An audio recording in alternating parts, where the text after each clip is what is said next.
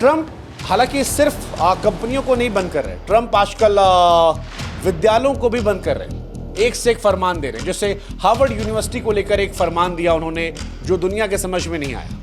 Trump ने अगला निशाना हार्वर्ड को बनाया। वो संस्थान जो न केवल अमेरिका का बौद्धिक ब्रांड है बल्कि हर साल अरबों डॉलर की वैश्विक प्रतिभा को आकर्षित करता है। लेकिन ट्रंप चाहते हैं कि विदेशी स्टूडेंट्स का दाखिला बंद हो जाए, और यह भी हैरान करने वाला है, मतलब शॉकिंग है, क्योंकि भारत और चीन जैसे देशों के स्टूडेंट अकेले 43 अरब डॉलर का योगदान देते हैं। अगर ये पॉलिसी लागू होती है तो अमेरिकी यूनिवर्सिटियों को न केवल दिमागी बल्कि डॉलर वाला भी झटका लेगा, और ट्रंप को मिलेगा एजुकेशन फर्स्ट की जगह इमिग्रेशन फेयरिस्ट का टैग। हाँ, मतलब है ही यार, आप आगे बढ़ो लेकिन बाकी सब पीछे छूट जाएं। अगर डोनाल्ड ट्रंप ये सोच कर चल रहे हैं तो फिर मुसीबतें तो बढ़ेंगी। और डोनाल्ड ये जानते हैं कि भारत ख्याल रख सकता है, इसीलिए शायद डोनाल्ड ट्रंप बार बार कहते भी हैं तंज में कि भारत अपना ख्याल रख लेगा। और भारत मुस्कुरा कर जवाब भी दे रहा है कि हम रख लेंगे, आईफोन में तो कम से कम रख ही लेंगे यार, तुम्हारे आईफोन के चक्कर में तो हम नहीं परेशान होंगे। हालांकि एप्पल बार बार ये कह रहा है कि उसका भारत प्लान बरकरार है। भारत की युवा आबादी, टेक, स्किल और बिजनेस फ्रेंडली नीति उसे मैन्युफैक्चरिंग सुपर पावर बना रही है। अगर एप्पल कल को भारत से चला भी जाएगा तो भारत नई कंपनियों को बुला लेगा। हालांकि सच ये है कि एप्पल जाएगा नहीं और ट्रंप समझ नहीं पाएंगे। ओवल ऑफिस की जो ये आग है उसके सामने दिल्ली ने धैर्य रखा है। भारतीय जो सरकार है वो डोनाल्ड ट्रंप को बहुत जवाब नहीं दे रही है, वो एक्शन में जवाब दे रही है, जहां रिएक्ट करना है वहां कर रही है, लेकिन डोनाल्ड ट्रंप की हर बात का जवाब नहीं दे रही। और इसीलिए हम कह रहे हैं कि डोनाल्ड ट्रंप इस समय व्हाइट हाउस के भस्मासुर हो गए।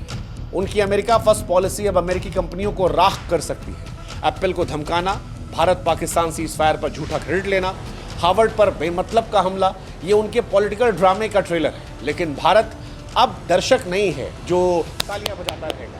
भारत अब डायरेक्टर बन गया है जो अपनी स्क्रिप्ट को अपने हिसाब से लिखेगा और उसे इम्प्लीमेंट करेगा जैसा वो चाहेगा।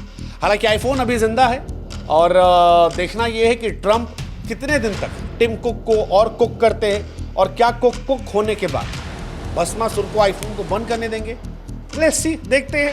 लेकिन एक बात भारत को समझ में आ गई है कि निर्भरता हमेशा परेशान करेगी। अगर आपको लंबे समय के लिए खुश होना है तो आपको आत्मनिर्भर बनना पड़ेगा। भारतीय मोबाइल टेक कंपनियों के लिए भी बड़ी अपॉर्चुनिटी है। भारत में कोई भी ऐसी मोबाइल कंपनी नहीं है जो बहुत ज़्यादा बेहतर फ़ोन अच्छे दामों बनाए। भारत में बहुत सारी चीज़ों में क्रिएटिविटी दिखाई है।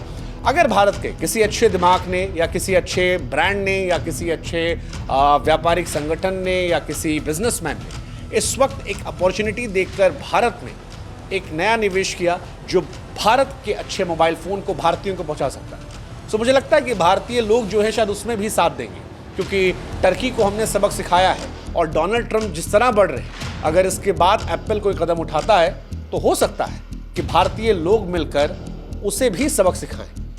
2-4% टेक्नोलॉजी अगर आगे पीछे भी होगी तो भी हम एडजस्ट कर लेंगे। बट क्या कोई कंपनी सामने आएगी? Let's see. It's like talent meet opportunity बड़ी है, कोई ग्रैब करेगा, वो देखने वाली बात होगी। ये भारत के लिए ब्लेसिंग इन डिस्गाइज भी हो सकता है, आपदा में एक बहुत बड़ा अवसर।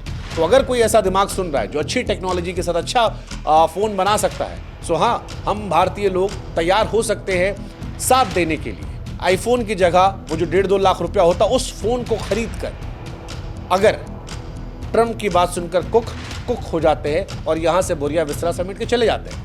हालांकि भारत के पास जवाब देने के और भी बहुत सारे तरीके हैं, जिसमें अगर एप्पल जाता है तो हम भी टैरिफ बढ़ा सकते हैं, उससे इंडिया में उसका हिसाब किताब कमज़ोर होगा। But it's gonna be a big trade war, क्योंकि डोनाल्ड ट्रंप का ईगो हर्ट हुआ और ट्रंप मानो कहना चाह रहे हैं कि सब कुछ करने का, ईगो हर्ट नहीं करने का। लेकिन इंडिया कह रहा है कि मुख्तसर सा गुरूर भी ज़रूरी है ज़िंदगी में जीने के लिए, ज़्यादा झुक के मिलो तो दुनिया पीठ को पायदान समझ लेती है, और भारत पायदान नहीं है। भारत एक रसूख वाला इंसान है जो आगे बढ़ रहा है अपनी सोच, अपने तरीक़ों से, और कह रहा है साथ में रहोगे, दोस्ती में रहोगे तो फ़ायदे में रहोगे, नहीं रहोगे तुम भी कायदे में रहो, हम भी कायदे में रहेंगे।